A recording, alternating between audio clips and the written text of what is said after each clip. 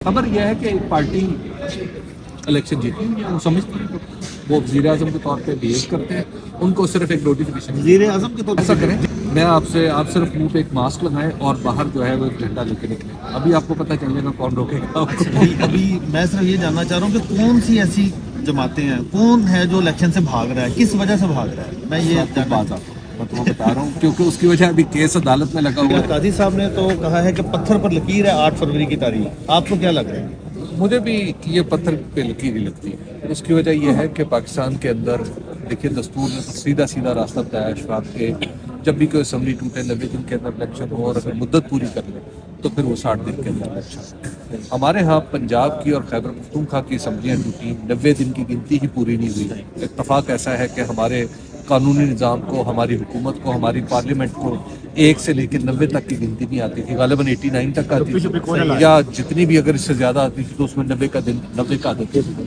खैर, तो आप देखिए उसके बाद फिर सुप्रीम कोर्ट ने जो फैसला किया तो बाकायदा तौर पर पीडीएम की जमातों ने हुजूम किया दरवाजे के ऊपर, अदालत पर लिटरली तो नहीं लेकिन फिगरेटिवली जरूर हमला किया। अब उस हमलावर होने के बाद अगर आप देखें तो इक्वेशन में अशफाक सिर्फ हुकूमत भी वही, पार्टियां भी वही, सिर्फ चीफ जस्टिस की।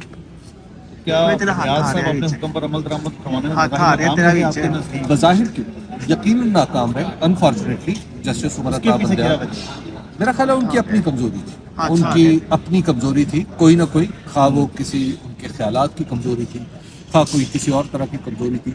जस्टिस उमर अता बंदयाल ने मेरा ख्याल है कि पाकिस्तान के जो दस्तूरी और कानूनी निज़ाम को उलझाने में किरदार अदा किया है, उन्हें पंचायत और अदालत में फ़र्क आखिर तक समझ लिया। काजी साहब को देखें ना, उन्होंने तो वाज़ेह कह दिया कि 8 फरवरी को इलेक्शन होंगे, फिर सेनेट में करारदाद आ जाती है, फिर सेक्रेटरी इलेक्शन कमीशन का इस्तीफा आ जाता है, तो ये बात कहाँ पर जा रही है? आपको याद होगा अशफाक, ये सारी काम पहले भी हो चुके, याद है ना आपको याद है पैसे भी नहीं थे, स्टेट बैंक भी कहता था पैसे नहीं है, उसके बाद फिर वजीर खजाना कहते थे पैसे नहीं है, असम्बली में करारदाद आ गई थी, सेनेट में बहस शुरू हो गई थी, अदालत में हजूम शुरू हो गया था। मैं इसलिए अर्ज कर रहा हूँ कि इक्वेशन में सिर्फ एक तरफ, इस पूरी मुसावात में सिर्फ और सिर्फ जो हमारे चीफ जस्टिस साहब हैं वो एक अलग फैक्टर है। तो मेरा ख्याल है कि अब उसी एक अमल दरामद करवा सकेंगे चीफ जस्टिस? मेरा ख्याल है कि अमल दरामद करवा हो रहे इलेक्शन आपके नज़दीक? मेरे नज़दीक तो हो। अच्छा अच्छा, अब दूसरी बात ये है कि आजकल आपने देखा होगा कि खान साहब की जो तहरीर प्रिंट हुई है उसकी बहुत ज़्यादा शोर शराबा है कि तहरीर जेल से कैसे बाहर निकल गई, किसने प्रिंट करवा दी, क्या आपके ज़राए कहते हैं? देखिए अशफाक, जो पाकिस्तान के अंदर हमेशा से आप ज़हन रखें कि खाली यही एक साबिक वज़ीर आज़म नहीं है जिनका रिस्पॉन्स छपा है, बल्कि एक वज़ीर आज़म की किताब भी छप गई थी, सही है, ठीक है, उनका नाम था जुल्फ़िकार अली। बात यह है कि जेल से जब आप किसी शख्स को, ख़ास तौर पर किसी इस सतह के पॉलिटिकल लीडर को जेल में डालते हैं तो आप समझते हैं कि आपने एक फ़र्द को जेल में डाला है। असल बात ये होती है कि आप ख्याल को जेल में डालने की कोशिश करते हैं, ख्याल कभी कैद नहीं होता।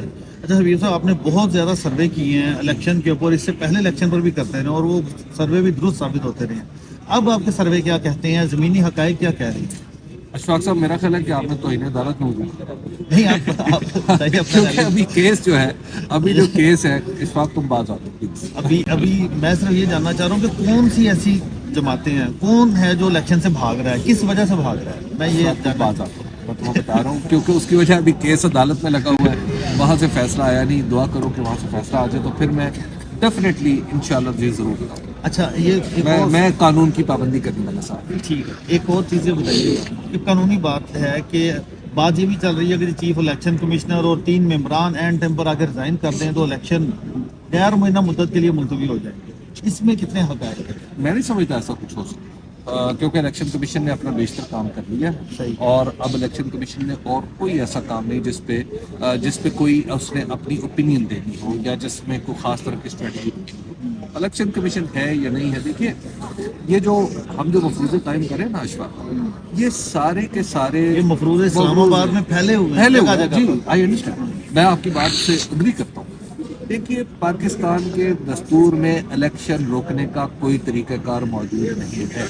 ये तो ऐसा ही था, पिछली बार भी ऐसा ही था रियाज साहब के भी दौर में, लेकिन फिर इलेक्शन रुके। मैंने आपको अर्ज़ किया कि इस वक्त इक्वेशन में सिर्फ एक शख्स अलग है, वो है चीफ जस्टिस काजी फैसल, और उसी पर पीटीआई ने अदम एतमाद करती है। وہ जिस पे मर्जी मैं एतमाद करता हूँ, वो तो पॉलिटिकल मैटर्स हैं, चलते रहते हैं, ठीक है। कुछ मामलात में नो डाउट मुझे खुद चीफ जस्टिस जिन्ना साहब के जो इस्तदलाल है उससे इख्तलाफ रहता है एक तालिब इल्म के तौर पे। उनके फैसले जाहिर है फैसले एक पब्लिक प्रॉपर्टी होते हैं, लेकिन इलेक्शन की हद तक मैं समझता हूँ कि उन्होंने जो फैसला किया है उस पर उनका भरोसा किया जा सकता है कि उस पर चलें, उम्मीद है कि आज आपके सर्वे वाली पिटीशन पर पॉजिटिव ऑर्डर होने जा रहा है। तो आपने बहुत सारे इलेक्शन कवर किए, इस इलेक्शन की शफाफियत के हवाले से जो होने जा रहे हैं 8 फरवरी को, जो आप कह रहे हैं हर सूरत होंगे, क्या कहते हैं? इस इलेक्शन की शफाफियत इलेक्शन होने से पहले ही सवालिया निशान इस पर आ चुका है।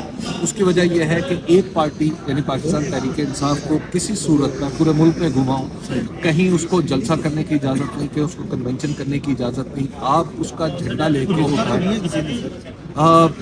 रिकॉर्ड में, लेकिन अगर आप ऐसा करें, मैं आपसे आप सिर्फ मुंह पे एक मास्क लगाएं और बाहर जो है वो झंडा लेके निकले, अभी आपको पता चल जाएगा कौन रोकेगा आपको।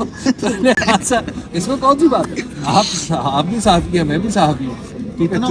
चूंकि मैं तो बहुत ही खौफजदा आदमी हूँ, मुझे तो डर ही बहुत लगता है। मैं तो आपकी दिलेरी को चैलेंज कर रहा हूँ कि आप ऐसा करें, मुंह चेहरे पे मास्क लगाएं और सिर्फ एक पीटीआई का झंडा बाहर लें। कानूनी तो आपको इजाजत है ना। अगर ऐसी बात है तो सबसे ज्यादा नॉमिनेशन पीटीआई के जमा हुए हैं पूरे पंजाब में, तो अगर ऐसी बात है तो नॉमिनेशन इतनी बड़ी तादाद में जमा ना होते। आपने ना वो आप पुलाव पकाना चाह रहे हैं बगैर गोश्त। मसला ये है कि जो असल लड़ने वाले हैं उनकी जगह आप 1 करोड़ नॉमिनेशन पेपर जमा कर रहे हैं। नहीं, अब मैं आपको थोड़ा सा बता देता हूँ। हमाद अजहर के कागजात मंजूर, मियाँ अजहर के कागजात हाई कोर्ट से मंजूर, मियाँ असलम इकबाल के कागजात मंजूर, NA 71 से ख्वाजा आसिफ की सख्त तरीन मुखालिफ रेहाना डार के कागजात मंजूर, तो सारे तो मैदान में है सर। अच्छा ये बताएं कि सारे मैदान में तो फिर खेलने क्यों नहीं दिए? तो खेलने किसने बना, तो किसी ने नहीं किया। मैं तो आपको अर्ज यही बात काजी साहब भी कह रहे हैं। मैं आपको अर्ज कर रहा हूँ जिस तरह मतलब हमारे एक बड़े ओहदे पे फाइल शख्स हैं, वो अपने दफ्तर पैदल आते जाते हैं। जी बिल्कुल। अच्छा, मेरी तरफ इधर लाहौर से जब वो आए थे वो पैदल इसी तरह का कोई साहब जो है वो अपने आम लिबास में चेहरे पे मास्क लगाए और पीटीए का कन्वेंशन कॉल करते हैं। उन्हें सब पता चल जाएगा, सब पता चल जाएगा कि कौन रोकेगा, कहाँ से रुकेंगे, तो उन्होंने कर लिया। चले, आखिरी बात, सिर्फ 13 तारीख को खत्मी फहरिस्त आ जाएगी, उसके बाद फिर 8 फरवरी को 13 जनवरी को 8 फरवरी को भी पोलिंग होगी, तो जलसे तो तब फिर खुल के करने होंगे सारी जमातों ने जिनकी खत्मी लिस्टें आ जाएंगी, तो फिर क्या होगा? देखिए ये खबर बताइए। देखिए अभी खबर यह है कि पार्टी इलेक्शन जीती है, वो समझते हैं, वो वज़ीर आज़म के तौर पे बिहेव करते हैं, उनको सिर्फ एक नोटिफिकेशन, वज़ीर आज़म के तौर पर बिहेव, जी उन्हें सिर्फ एक नोटिफिकेशन किया। अगले वज़ीर आज़म वही है। हाँ, चीफ मिनिस्टर कौन हो सकता है? चीफ मिनिस्टर भी उसी एक ही खानदान से, सब कुछ उसी खानदान से होगा या इससे कम है पाकिस्तान? आप खबर यह है कि वज़ीर दिफा भी उसी खानदान से। Thank you.